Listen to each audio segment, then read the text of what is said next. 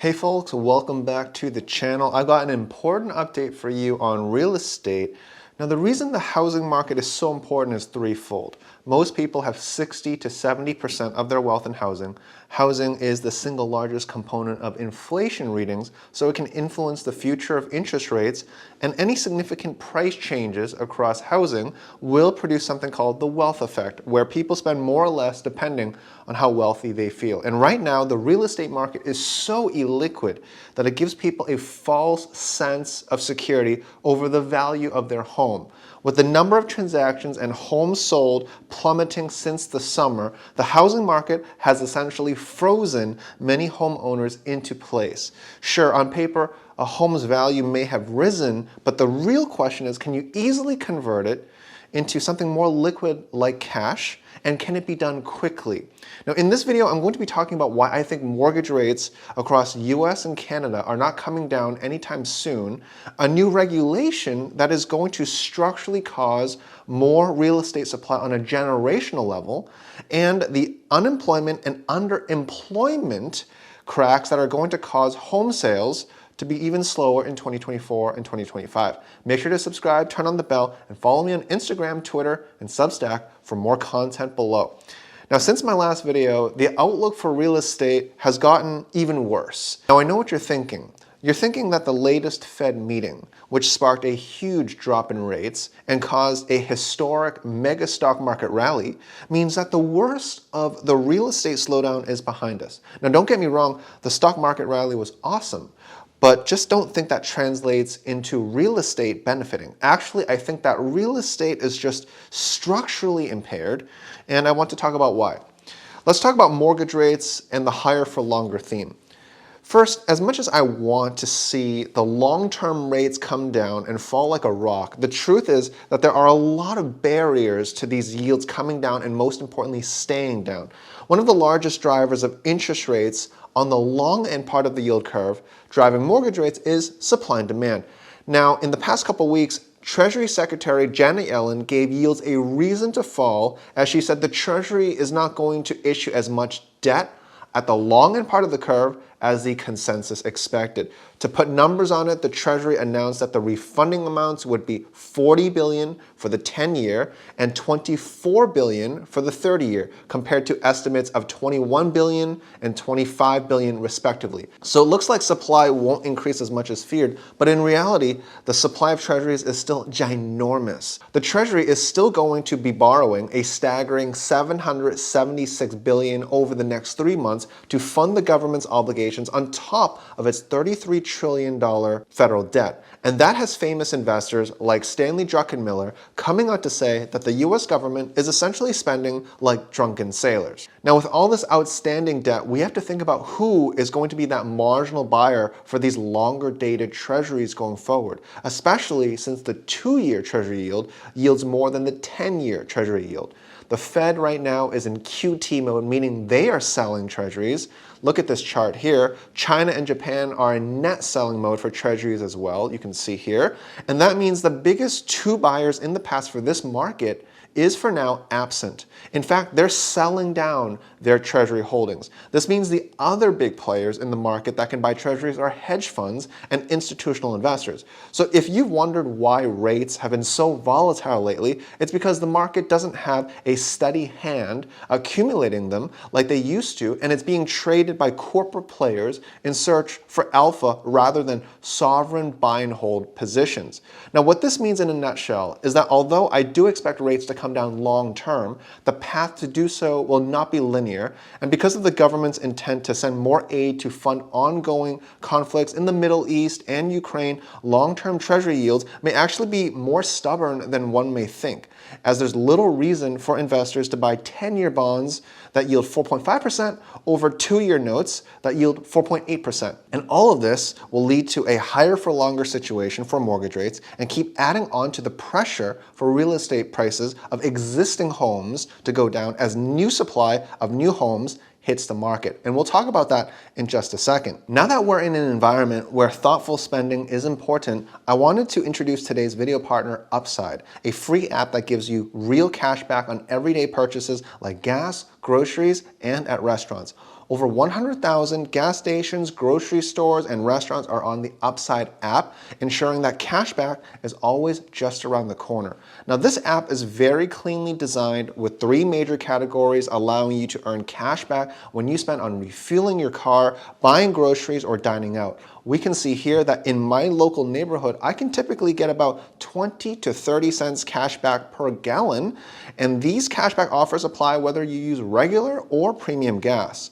For restaurants, Upside has a lot of great local places too. There's a sandwich takeout shop that I usually go to called Alfredo's Italian Kitchen, and on Upside, I can earn some cash back up to $10. I think that's pretty cool because I go there a lot and the app is very easy to use. No confusing rewards, points, or credits, just actual money that you can transfer straight to your bank account or PayPal. You can also cash out your earnings as an e-gift card to retailers that you love like Amazon, Starbucks, Walmart, and so many more. So this is a great time to find resourceful apps that can help you spend smartly so that you can save money and budget well for the future. With all the cash back that I earn from Upside, it's no wonder that frequent users can earn an average of $340 a year, and that's on top of their existing credit or debit card purchases.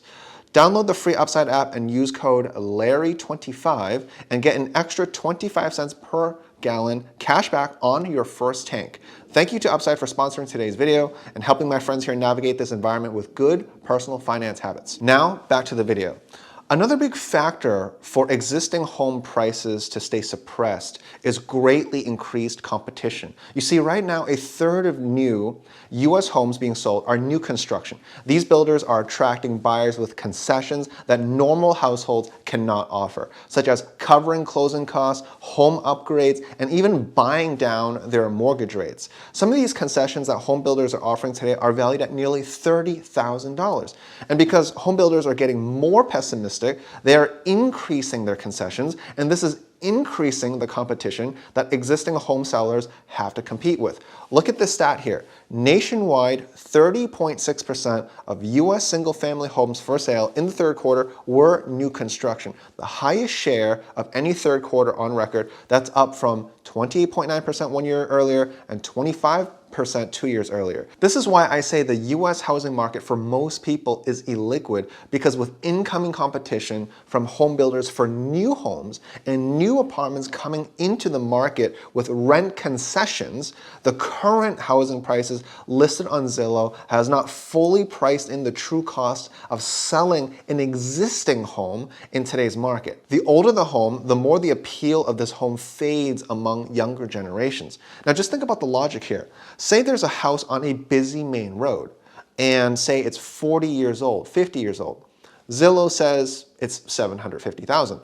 And then we see that there's this range of the value here. Now, just like in any marketplace, there's a bid and an ask price. The question is, do you really think the $750,000 price tag is a real price that is easily accepted by the marketplace? Or is it just the asking price?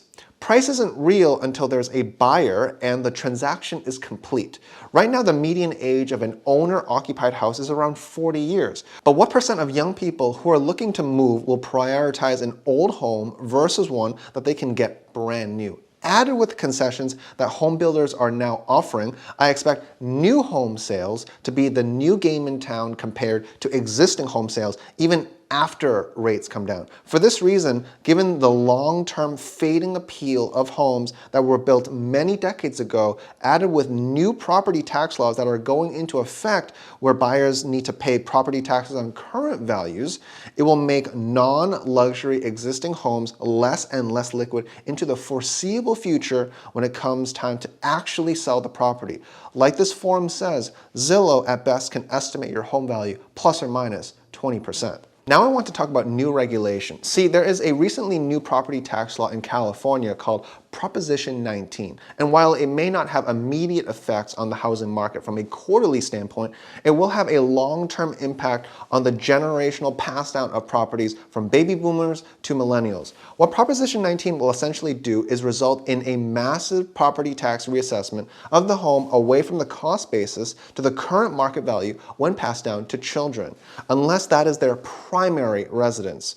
Given that most adult children are unlikely to live in their parents' house, This means that they will have to pay the new property taxes, which will be based on current market values. Many adult children millennials may not wish to keep these properties due to the property taxes and will have to sell in the market. But they are doing so at a time when there's a lot of new construction, new homes, and home builders are now creating more new apartments than ever before. So even though this example California home has increased, it's more and more of a liability to adult children because the property taxes will be really straining, and selling a multi-million-dollar home that is aged 40, 50 years old isn't going to be easy. This is where price cuts come in, and this is why I don't think current market values on Zillow are accurate. You don't know how much you can get for the house until you actually sell it. And it's not just California that is seeing property taxes rise. Many other jurisdictions are also seeing property taxes rise within the US. And I'll talk about this in future videos. Lastly, we need to talk about the job market because that's the foundation from which real estate hinges upon. Now, I think everyone can agree that the job market is very uneven. Blue-collar workers are thriving, whereas white-collar workers are facing a shaky job market that, quite frankly, they haven't seen in more than a decade. Now, what I like to do is read live forums of what people are saying from experiences because these are organic perspectives that aren't cherry-picked by media sources. Look at this on Reddit, a popular forum. Many people are openly asking why it's so hard to land another job even after graduating from a top 7 MBA program. Here in the US, we call that M7. Other posts openly says that their M7 school has very few internship opportunities, even though many recruiters are coming to campus for presentations. Please let me know your thoughts in the comments below on this topic. One commenter wrote that there is a growing trend that new job postings at companies are moving to internal-only hiring. This partially explains why job postings on LinkedIn get 500 plus applicants, yet it feels like the typical applicant is sending in resumes into a black box. Now, from my observations, folks who have taken the MBA route typically are a very large portion of high-income earners at the Fortune 500 companies. There are about 120,000 MBA graduates every single year. Because of the white-collar job market disruption, a large part of these 120,000 hardworking folks may have to delay home purchases for 1 to 2 years beyond their intended timeline. Now, real estate has been the bedrock for building wealth over a long period of time, and in certain areas in the US, which I will talk about in a future video, that will continue to work really well. But in areas where white-collar work has now entered stagnation, coupled with the new home construction that is rapidly entering the market, the existing home market may no longer be the tried and true proven asset class it used to be. Now, I share my work almost on a daily basis on Substack, Twitter, and Instagram, so connect with me there. Please subscribe, leave a like if you enjoyed the video. Thank you so much for your support, and I'll see you next time. We'll do my best to help you. Thank you to Upside for partnering with me in today's video.